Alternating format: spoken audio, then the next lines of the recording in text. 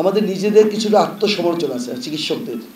সেটা হচ্ছে আমরা ছোটোবেলা থেকে যখন 4-5 ভাই বোন পড়াশুনো করি, তো যেটা একটু চালাক চতুর পড়াশুনো করে, ও দেখা গেল হেরিকেনটা, আমাদের সময় হেরিকেন ছিল, ও নিয়ে ওই মূলা টুলা এইসব এঁকে টেকে ডাক্তারিতে চান্স পায়।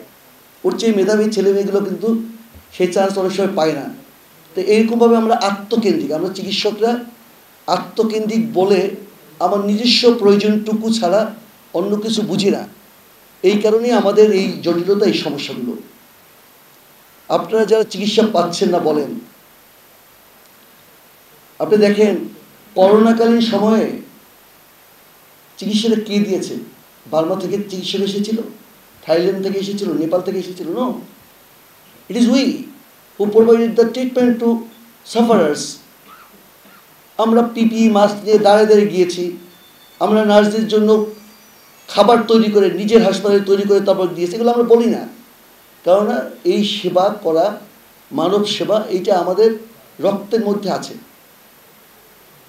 আমাদের চরিত্রে আছে, আমাদের পার্সোনালিটিটা আছে বলেই আমরা এই কাজগুলো করেছি। এটা বলার কোনো বিষয় না। আমি আমার জাতিকে চিকিৎসা দেবো, আমার মানুষকে চিকিৎসা দেবো, এই ব্রত নিয়েই তো আমরা বড় হয়েছি। এমন কোনো চিকিৎসক নেই যে ছাত্র জীবনে, বিশেষ করে সরকারি মেডিকেল কলেজে আমরা যখন পড়েছি, তার গ্রামের লোকদের, আত্মীয় স্বজনদের নিজের বিছনায় রাখে নাই এবং নিজে ব্রেকফাস্ট করে নাই, অথবা বিকেলবেলা স্যারদের কাছে নিয়ে যায় নাই। এর জাতি, ধর্ম, বর্ণ, গোত্র, পুরুষ মহিলা নির্বিশেষে মেয়েরাও করেছে, এবং এটা করে আমরা ধন্য হতাম। অনেক রাজনৈতিক দল ছিল, ছাত্রলীগ, জাসদ ছাত্রলীগ, ছাত্র ইউনিয়ন, ছাত্র শিবির, মৈত্রী, লেখক শিবির, জাতীয়তাবাদী ছাত্রদল, নির্বিশেষে এই কাজগুলো করতাম। সমস্যাটা কোথায় হয়েছে? সমস্যা রাজনীতি। যখন পলিউটেড রাজনীতি বিরাজ করে, তখন বিভিন্ন পেশায়, যে আপনারা সাংবাদিক আছেন, আমরা কি বলি, আমার পছন্দ যদি হয় তাহলে গুড, ভেরি গুড, SMS করি, মিষ্টি খাওয়াই। পছন্দ না হলে বলি কি, হলুদ সাংবাদিকতা বলি না, আমরা বলি। আবার আপনারা কি বলেন, কসাই ডাক্তার। আপনি আমার ক্লিনিকে গেছেন, আপনার চিকিৎসা গেছেন, ভালো বলছেন, আপনার মা সুস্থ হয়েছে, যেই বিল ধরাই দিলাম, এই আপনি বুম নিয়ে বললেন যে আপনার ব্যাড রিপোর্ট করব। এইভাবে করে দীর্ঘ 16 বছরের যে পতিত সরকার, তারা বিভিন্ন পেশার মধ্যে বিভাজনের সৃষ্টি করেছে ইন্টেনশনালি। এইটা করলে তার রাষ্ট্র পরিচালনা করতে সহজ হয়। এই জন্য সে বেনজির, আজিজ তৈরি করেছে। এই আজিজ আর বেনজির তৈরি করলে রাষ্ট্র পরিচালনা সহজ হয়।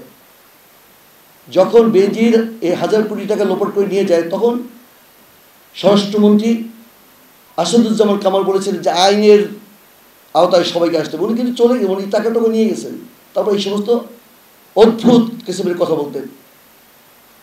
এবং আপনারা দেখেছেন যে এখন বেরোচ্ছে যে বিভিন্ন বিদ্যুৎ উৎপাদনের কারণ দেখিয়ে, বিভিন্ন লোনের কারণ দেখিয়ে, বিভিন্নভাবে কীভাবে লুটপাট করে দেশটাকে শেষ করে দিয়েছে। স্বাস্থ্যসেবা বিচ্ছিন্ন কোনো জিনিস না। আর চিকিৎসক, তারাও আসমান থেকে ফেরেশতার মতো নেমে আসে নাই। এক বাবার এক ছেলে সাংবাদিক হয়েছে, একজন আইনজীবী হয়েছে, একজন ডাক্তার হয়েছে, একজন বৈজ্ঞানিক হয়েছে। কাজে অন্যরা সবাই অমানবিক আচরণ করবে আর ডাক্তার পুরোপুরি ফেরেশতা হয়ে যাবে, এটা তো আশা করতে পারেন না আপনি।